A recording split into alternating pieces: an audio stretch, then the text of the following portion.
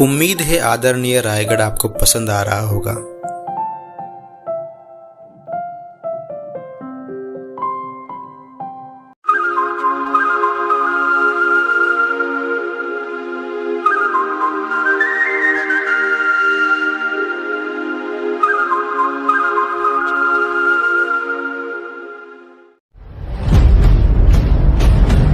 राज दरबार में महाराज के सिंहासन के ठीक सामने है नगार खाना, जो कि राज दरबार का प्रवेश द्वार है।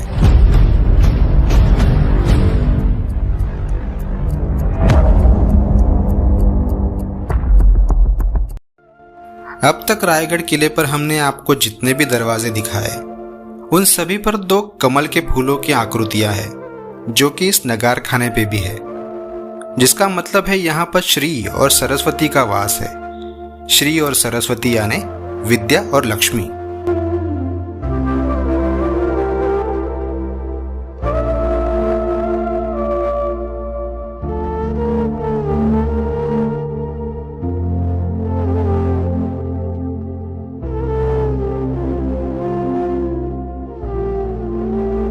इसके अंदरूनी हिस्से की रचना कुछ इस प्रकार की है कि यहाँ पर छोटी सी छोटी आवाज भी सीधे सिंहासन पर बैठे महाराज के कानों तक जाती है। नगार खाने से निकलकर बाहर दूर हमें जगदीश्वर का मंदिर नजर आता है।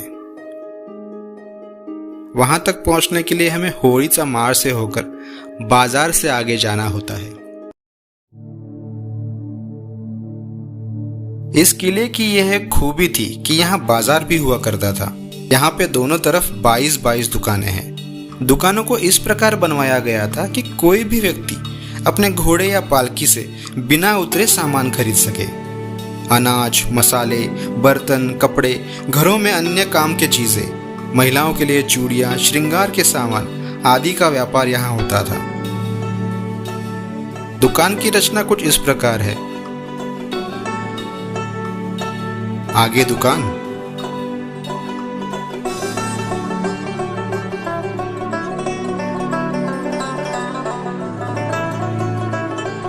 बीच में सामान,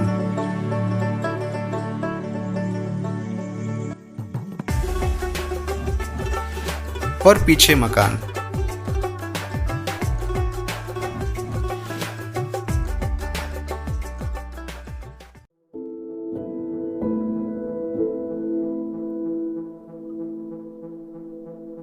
आगे चलकर हमें गोला बारूद के भंडार दिखेंगे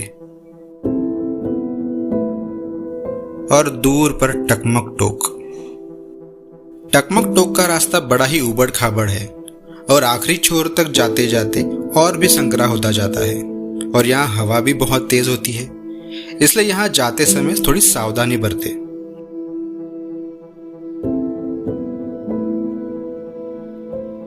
इस पहाड़ी का इस्तेमाल अपराधियों को नीचे ढकेलने के लिए किया जाता, लेकिन छत्रपति शिवाजी महाराज के कार्यकाल में किसी को भी यहां से फेंका गया हो, ऐसा किसी भी सरकारी कागजों में दर्ज नहीं है।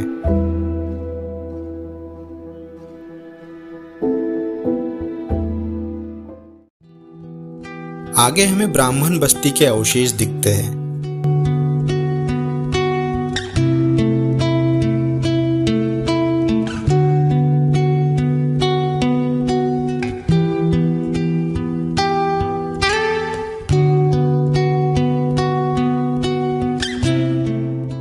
अभी रुक करते हैं जगदीश्वर मंदिर का।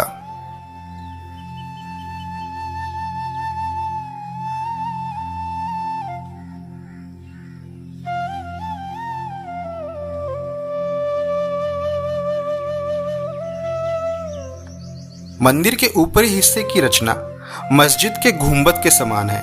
दुश्मनों को उलझाने के लिए ऐसी रचना की गई थी।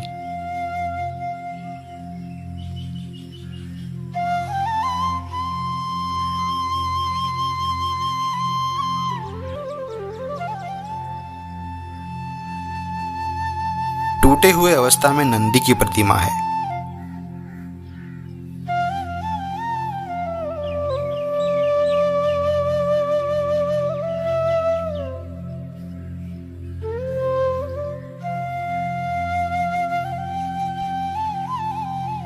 और अंदर आकर्षक शिवलिंग।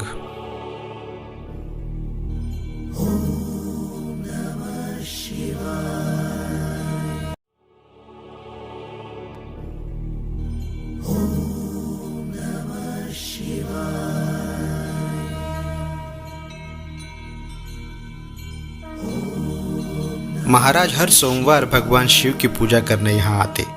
ऐसे ही किसी सोमवार को उत्तर भारत से महाराज की कीर्ति सुनकर आए एक कवि से उनकी मुलाकात यहीं इसी मंदिर के परिसर में हुई। कवि ने महाराज से एक काव्य सुनाने की इजाजत मांगी और फिर सुनाया वो बेहद प्रचलित काव्य, जो इस वीडियो के अंत में हम आपको सुनाएंगे।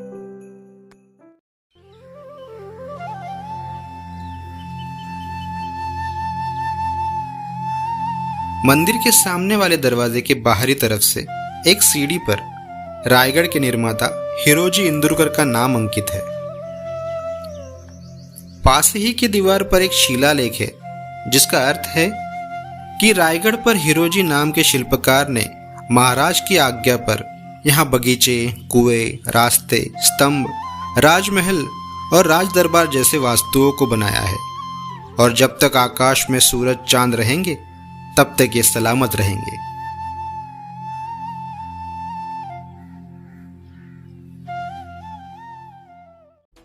यहीं पे है महाराज का समाधि स्थल।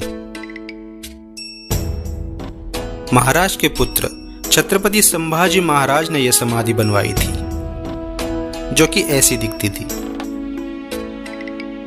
फिर 19वीं सदी के अंत में महात्मा ज्योतिबा फुले को 3 दिन लगातार खोजने के बाद यह समाधि उन्हें नजर आई।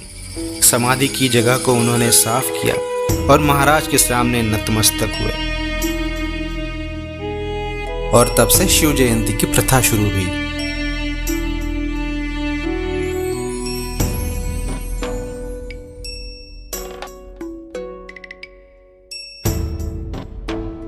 बीसवीं सदी में बाल गंगाधर तिलक के प्रयासों से समाधि का ऊपरी हिस्सा बनाया गया।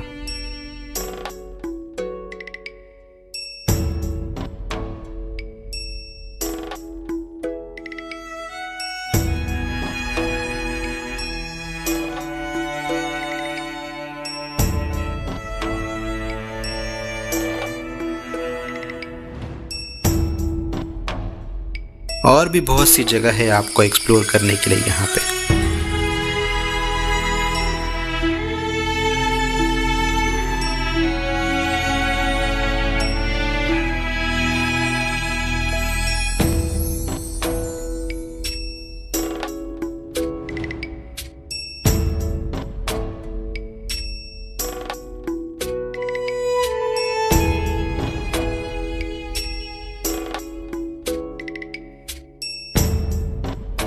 फिलहाल वापस चलते हैं छत्रपति शिवाजी महाराज के इतिहास को दिल में लिए।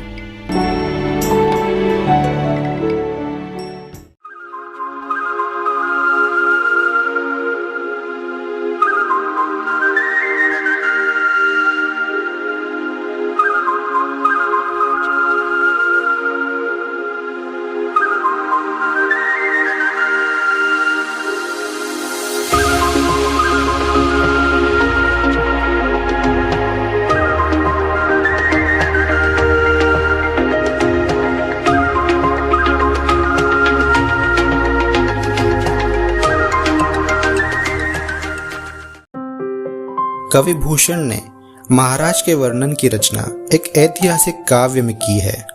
वो काव्य उन्होंने पहली बार महाराज के सामने ही जगदीश्वर मंदिर के प्रांगण में सुनाया था।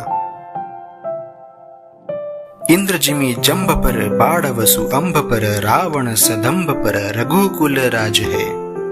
पौन बारी बाह पर शंभुरति नाह पर जो सहस बाह पर राम द्विजय राज है। दावद्रुम दंड पर चीत मृग झंड पर भूषण तुंड पर जैसे मृग राज है। तेजतम अंश पर कान जिमी कंस पर त्यो मलिच्छ बंस पर शेर शिव राज है, शेर शिव राज है।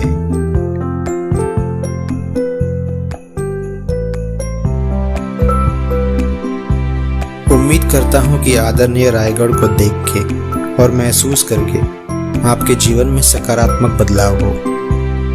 जय शिवराय। अगर आपको हमारे वीडियोस पसंद आ रहे हैं तो हमारे चैनल को सब्सक्राइब करें, लाइक करें, कमेंट करें और अपने दोस्तों के साथ शेयर करें।